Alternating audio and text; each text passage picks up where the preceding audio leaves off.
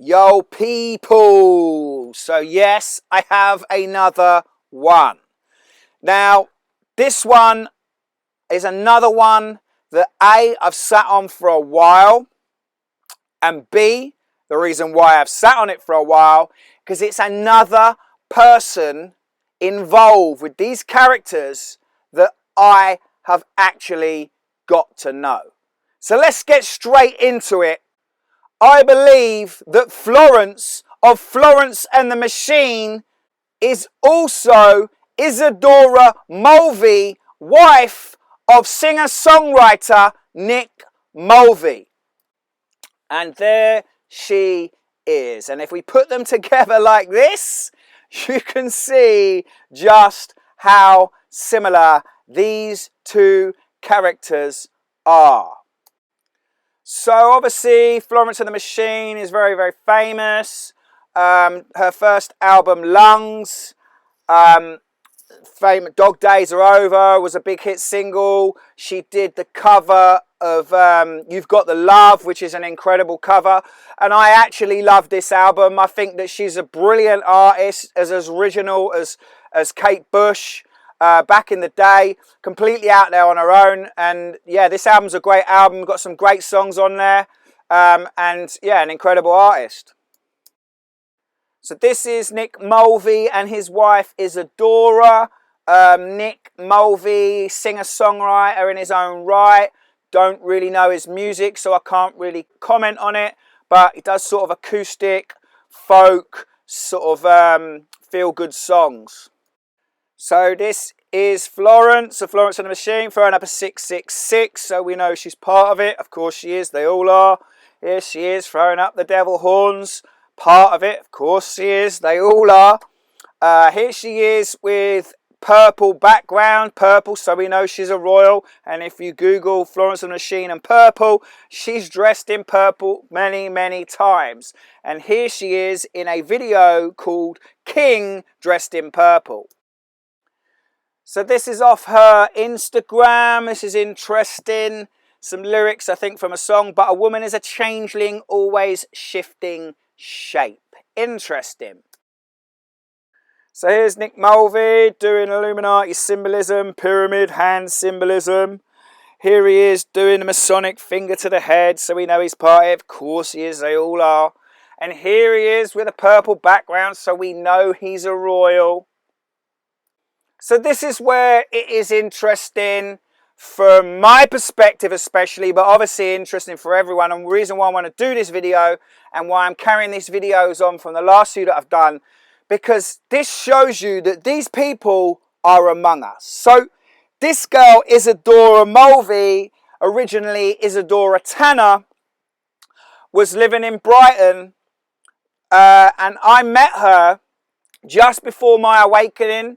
And I knew her just before my awakening, just after my awakening, which was 2008. I think I first met her, 2009, 2010 time. And then I moved to London in 2011 and I hadn't seen her since.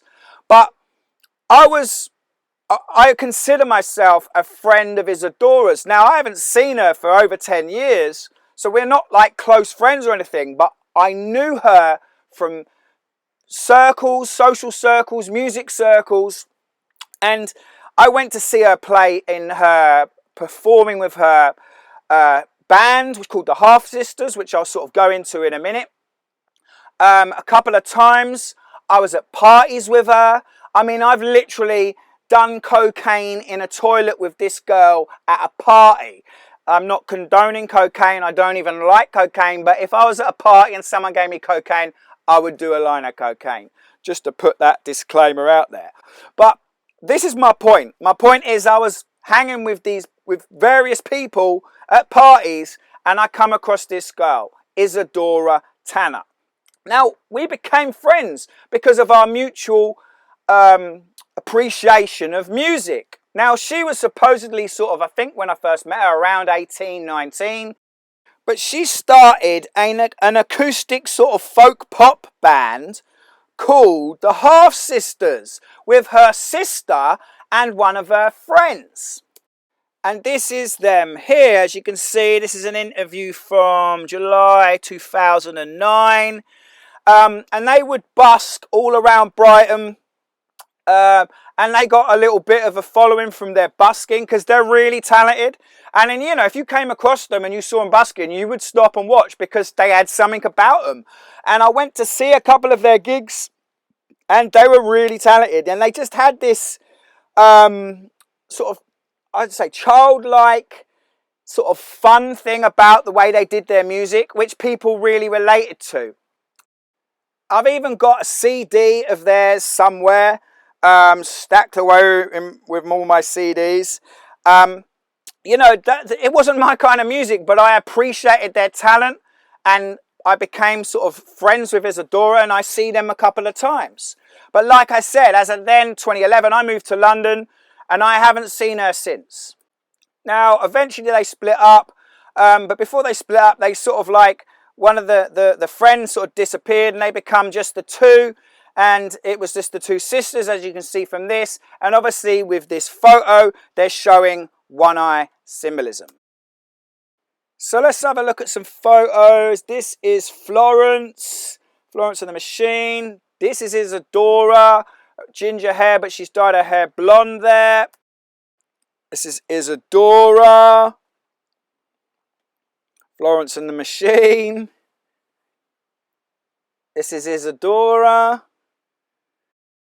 Notice Isadora's body shape. She's sort of tall, thin, and very pale. This is Florence. Notice her sort of vintage style dress. Both of them, and this is Isadora, both of them really into their vintage dresses and clothes. This is Isadora. And this is Florence, both in green dresses. Notice the purple background. So as you can see, these two characters look very, very similar. So this is a photo of Florence with her boyfriend, obviously on holiday. Notice the sort of slim body shape. Florence is really slim and tall. Very, very pale skin as well. And this is a photo of Nick Mulvey. And if we put these two together, I mean, come on. Look how similar. Minus the sort of full beard and a shorter hair. They are looking very, very similar indeed. So this is Florence and her mum and dad. And this is a photo of Florence with her mum. And this is a photo of Isadora with her mum. And if we put them together like this, you can see just how similar these two characters are. So this is a photo of Isadora's parents, her mum and her dad. This is her dad. And if we take this photo of her dad and put it with the earlier photo of Florence's dad, look how similar they are. Incredible. So this is a photo of Isadora's mum when she was young, and she's talking about days in Wild Wild Country, which was basically a spiritual quote-unquote cult started by the religious or spiritual guru Osho.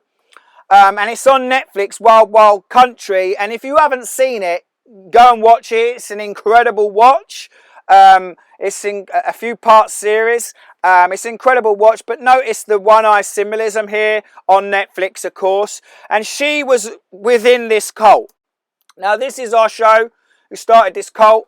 A spiritual guru, quote unquote.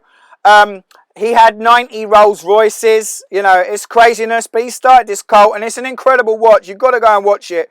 But basically, it ended up with, I think, attempted murder, and it was all in America, and they took over this town, and it became such a corrupt thing, and the locals ended up shutting it down, blah, blah, blah. And it's very, very suspicious. But the fact that Isadora's mum was involved with this, you know, ringing massive alarm bells. So yeah, this is crazy, and it's taken me a lot to comprehend this, because as I said, I was friends with this girl. I still consider her a friend, one of those people that you see every so often, but you reconnect, and we definitely connected. You know, it's crazy. Like, and when I sort of saw it, it was like I always knew it. But, you know, I knew her before Florence and the Machine was famous. So just as I sort of just as I knew her, Florence and the Machine was taking off. But, you know, obviously she's become a big star in the last 10 years. But when at first she wasn't really, the songs were known, but I wouldn't even have known what Florence and the Machine probably looked like. I might have known the songs from the radio. So there's no way I would have thought it at the time. And plus, obviously, I'm not thinking in this state that these people are actors and they're among us. And this is my point with this video. Like, it's to show you, like on my other previous videos, these people are playing massive stars and they're playing small time characters within normal society. And I will say Isadora is a really nice person. The character Isadora that I met, and I really got on with her. And she's got this light, and you know, I even said to her with her music, because I sensed the positivity in her music, I said, you're trying to help people with your music. And she said, you know what, Leon, you're the only person who has said that to me. And I actually had, since I found out who she was, I actually had a lucid dream where I astral travelled and I saw her and she was sitting sort of slumped and she went, oh, it's you. And she looked really sort of guilty, you know, and that's all I remember of that dream. But, you know, it says a lot. But this is what I'm saying, people. If you've been in any kind of music scene or any kind of entertainment or sports at any sort of level, the chances are you've come across these people, one of their characters who's playing one of the smaller roles of these royal actors. The whole world is a stage, people.